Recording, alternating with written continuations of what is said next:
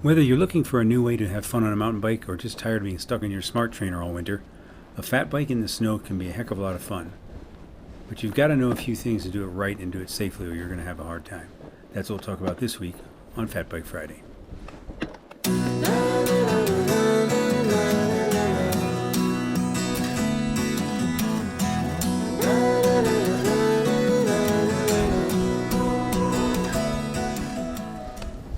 Today's episode will talk about the following. We're going to go over when to snow ride and where to do it. We'll go over the gear you need to do it right, how you set up your bike for it, and finally some do's and don'ts so you can stay safe out there in the winter wonderland. When to ride in the snow is highly dependent on the rest of the weather. I won't do it if it's any less than 20 degrees Fahrenheit. It's just too cold for me. And there's going to be a light wind, if any. I do like to do it when it's snowing, like it is in this picture, lightly or moderately. And I will never go in freezing rain or when it's thawing. There's too much mud. I also prefer to have about 3 to 6 inches of snow actually on the ground. That's what's in this video. It makes it fun to go across the top of the snow without actually getting bogged down in anything more than 6 inches. Choosing the right place to ride is important too. Here you see me at Ute Valley in Colorado Springs. Crossing that bridge is a little sketchy on snow, by the way. You want to make it somewhere that you know, that you're familiar with, because you have to know what's under the snow. But you also want to make sure it's not someplace terribly technical for your first couple of times at least. Here I'm setting myself up on the first of a series of technical climbs. This one's an easy one, but remember that everything you ride is going to be harder in snow.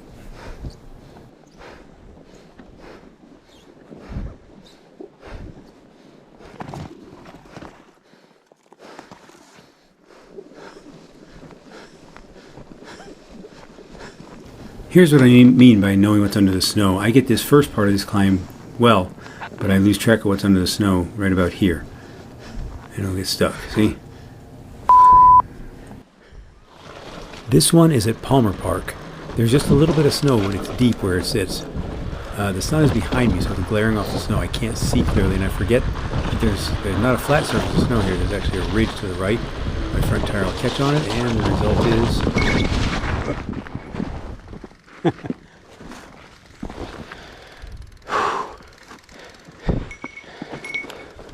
So your first snow riding destination should be someplace familiar, so you know what's under the snow and you minimize your chance of crashing. You don't want it to be too technical. You want it to be close to home so you can get home and get warm, and you want other people to be there where you're riding, because if you crash, you could get into a hypothermia situation. Staying warm is key to snow biking, and obviously my summer get-up shown here wouldn't cut the cookies. I'd freeze my butt off.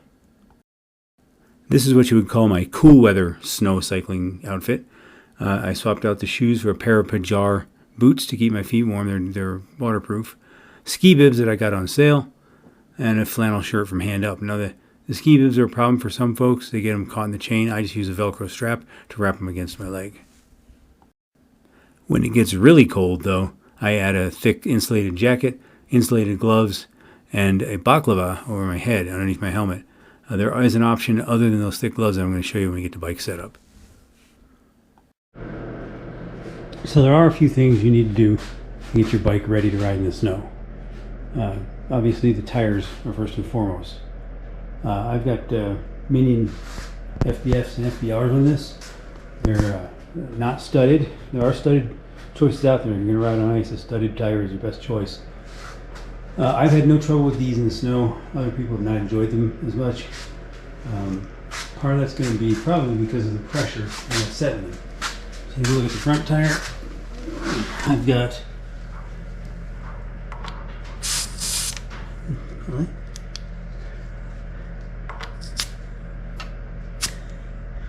10 psi set there. In the back,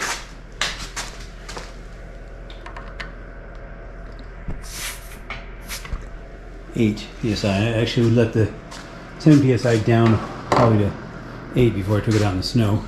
That's so you get as much surface area spread on the snow as you can and get as much traction as possible. I really haven't found a need for any different tires than these at this point riding in Colorado in snow up to 6 inches or so. Another thing you want to do, if you have a fork in the front, you want to lock it out. There's only a few times you're going to need it in the snow. You can unlock it as you go, but for most snow applications, locked out is the best, especially with timing. One thing to remember, in cold weather, most dropper posts have a problem. They don't operate as well as they should, and they tend to get stuck down rather than up. The final thing I'd recommend, on besides making sure your brakes have fluid and you checked all that out, there's no need for bleed and all that kind of stuff, is right here. This is the Rock Brothers variety, but there's different brand names out there. It's called a Barmit. You're using a Barmit's brand. I have found that this keeps my hands warmer than any other glove combination I've had. I wear a light or medium weight glove inside my Barmit, and it keeps my hands perfectly warm. Let's try not to die. Here are the snow biking do's. Start on easier trails. Make sure you bring dry socks and shoes when you're done. Expect brake noise because it's going to happen. And take it slow, especially on your first ride, not like this. And the things not to do: don't ride the same way and speed that you normally do when you're going to crash. Don't forget to hydrate, even in the cold. Don't ride in deep snow because you end up pushing your bike more than riding it. And don't ignore the layering of your clothing. It's really important as you start to get sweaty out there. Hey, one last thing, wear your safety gear, because even in the snow, even in the deep snow, fall can hurt. That wraps Fat Bike Friday for the month of February. We'll see you next month.